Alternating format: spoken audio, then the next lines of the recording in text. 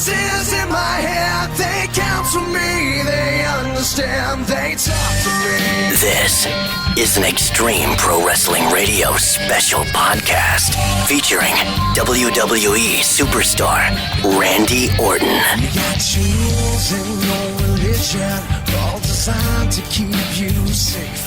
But when rules start getting... It's Big D and Crisco hanging out in studio with a guy. I'm not going to lie, I'm kind of a fan of this guy. Yeah, kind of. Talking to WWE superstar Randy Orton. Welcome to the Twin Cities, first of all. No, thank you very much. How have things been since Sunday?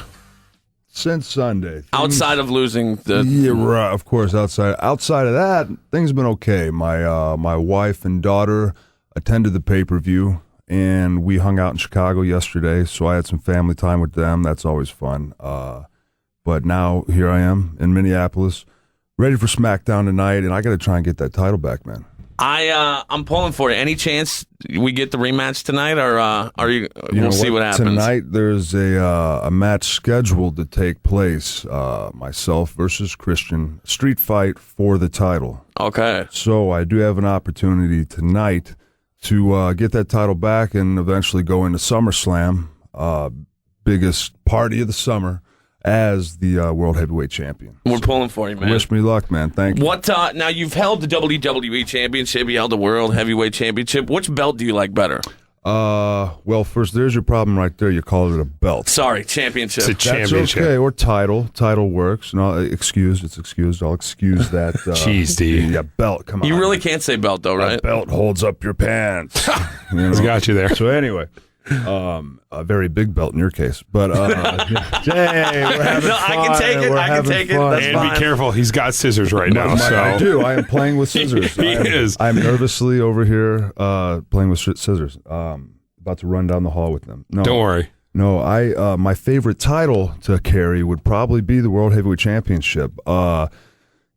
Which sucks because I just lost the thing Sunday. And the reason for that is really simple. It's about a tenth the weight of the WWE Championship. Which I heard is like 50 pounds or more? It's or? like when I'm holding it, I want to say it's like 25, 30 pounds. Oh. 50 pounds, like you hold a 50-pound dumbbell, that's like holy smokes. Yeah. But I mean, like it's probably like 20 pounds. It's ridiculous just to hold the thing over your head. You know, I've had the shoulder surgeries. My shoulders start shaking. I'm like, oh my God. John Cena's got the arms to hold that bad boy up. Maybe that's why he's on Raw. They realized I wasn't strong enough to hold the title up. We got to move this guy to SmackDown. Speaking of Raw, obviously being on SmackDown, I'm sure you're plugged into what's going down on Raw as well. Sure. Any thoughts on the whole Vince McMahon is not the boss any longer deal? I did not watch Raw last night, but of course, in the wee hours of the morning, getting ready for the media day today, I looked online, talked to a few coworkers, and heard about what happened. And you know, I'm actually intrigued for the change, the whole Triple H being the chairman thing. You know, I really respect Hunter. He's really helped me a lot. You know, if it wasn't for him and a few other people, but especially Triple H, I don't think I'd be here right now talking to you. You know, I would have been gone a long time ago. He always believed in me, believed I had potential. And, you know, when I kind of veered off the path, he grabbed me and threw me back on. You know what I'm saying? So I'm looking forward to him being in charge. I really am. Who are, outside of Triple H, who are some of your favorite guys? Not necessarily in the ring or that you've competed with, but just good dudes that, you know, you can sit back and talk about, you know, life with or anything. Arn Anderson is a really good guy. He's helped me a lot in the ring and a lot out. Like the punt. Obviously, the punt, it's not any special concoction of, you know, this or that. It's just, you know, I run and kick a guy in the head. But in 2007, I had an angle with Shawn Michaels, and in St. Louis, I used the punt for the first time, and we were trying to think of something. Shawn Michaels had a concussion. We were doing this angle with the concussion where, you know, he could barely stand on his feet, and, you know, the whole, you know, and he really had got knocked out. So it was tough to really go out there and perform with someone like Shawn Michaels, who's all over the place and able to perform like that. That concussion really took him down a notch. We were trying to think of something just, you know, clear cut, dry. What would you not want to have happen to you if you had a concussion? get kicked in the head again. So Arn came up with the punt, and that's one of the very small examples of how he's helped me throughout my career. John Laurinaitis, we were just talking about Animal. Yep. His brother, John Laurinaitis, the vice president of talent relations, he's always been there for me. When you're hurting, when you're a little burnt out, when you need that extra day to be home or whatever, he's the guy that'll grant you that wish.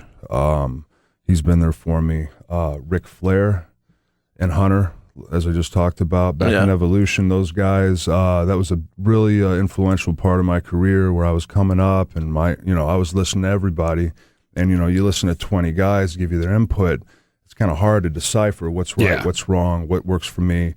And Flair and Hunter kind of honed it down to where I had these two guys, and if you include Arn, these three guys where it was just a knowledge tree. I could go pick the ripe fruit from the knowledge tree at any point I wanted to, whether it was on a cell phone, any day of the week, any time of day. Yep. And Rick, crazy individual, but awesome guy, kind of like my road dad, you could say. And then, of course, my father, Bob Orton, Cowboy Bob Orton Jr., he helped me early on, especially. I'd bring home tapes and watch my stuff with him, and he would point out stuff and critique my matches. And it was hard to hear sometimes, but, I think I had something really good going, and, well, son, you did this, you could have done this, and it was good, but it could have been better. Tough to hear that when you think, you're on a roll. Yep, I was absolutely. in Evolution, IC champ. I was picking up wins, just beat RVD at Armageddon 03, picked up my first title win. But son, what if you did this? And it's like, man, once I actually matured a little and started listening to my father's advice, the career picked up, And, other than my bad decisions keeping me back and this and that and the other, those people I named, and then eventually my wife and the birth of my daughter set me straight enough to where the last, 3.5 years, I've really, seen the big picture, so to speak. Yeah.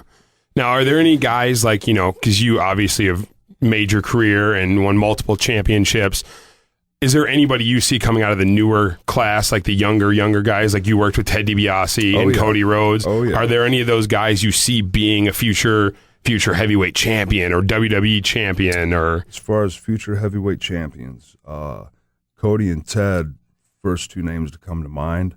Sheamus, of course, has been there. Yeah. He's won, he might be a two-time. He is two-time. Yeah, he is. And he's a good buddy of mine. Sheamus is, as well as Cody and Ted. And I'd say those three guys are good friends of mine. People always ask, who are you friends with? Now that I've moved from Raw to SmackDown, guys like Santino, who I was really close with, it's funny how those friendships, they go from one day, my best buddy was Santino. We were up and down the road thousands of miles a month together, driving, talking, laughing, having fun, getting into mischief, PG rated mischief. Yeah, absolutely. And now, I get moved to SmackDown. Santino's gone.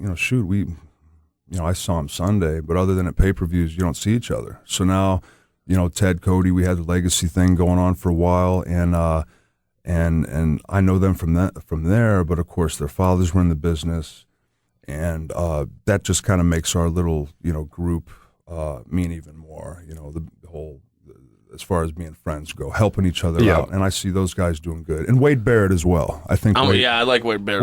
Wade's got a lot of potential, and a lot was thrown at him very quick. He was just kind of thrown out there. Let's see what you got. After the whole NXT thing happened. Yep, and then Nexus. He's dealt well. He's good on the mic. He's getting there in the ring, and he'll be there shortly. Yeah. Talking to Randy Orton from WWE SmackDown, which is in town tonight, Target Center. Tickets still available through the Target Center box office, Ticketmaster.com. Something I wanted to ask you is, you, among other wrestlers, are plugged into Twitter, right? Yeah. And, 6 months ago, somewhere in there, you tweeted a picture of a kid ding-dong ditching your front door. Yeah. Did you ever catch that kid? I did. That's so funny. My wife was so upset. She's like, his parents are going to be so mad. And I'm thinking, at the time, I don't know how many followers I had, but I got, I think it's over 400,000 now. Yeah, you have a ton, yeah. But,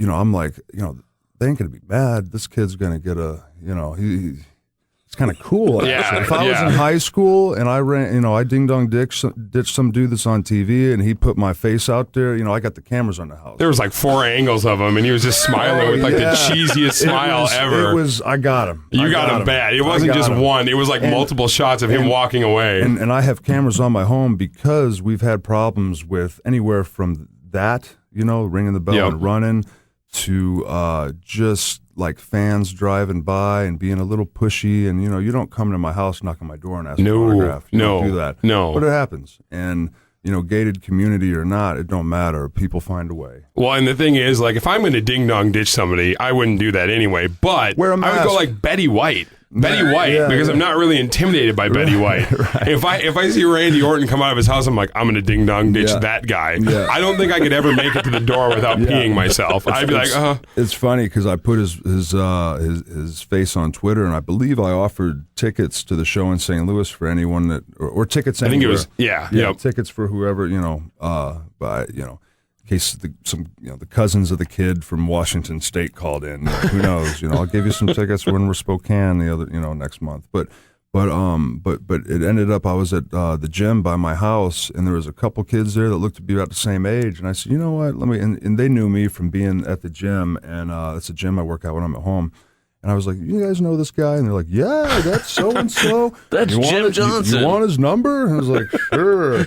So I called a buddy of mine who's a cop and had him pay the kid a visit. And, he pissed his pants. And I ended up, but before I did that, I texted the kid a picture because I didn't know if he had Twitter or not. Who knows, Yeah. And apparently he had no idea who I was, texting him this picture of him ringing my bell. Like, I don't know. He was like, who's this? What's that?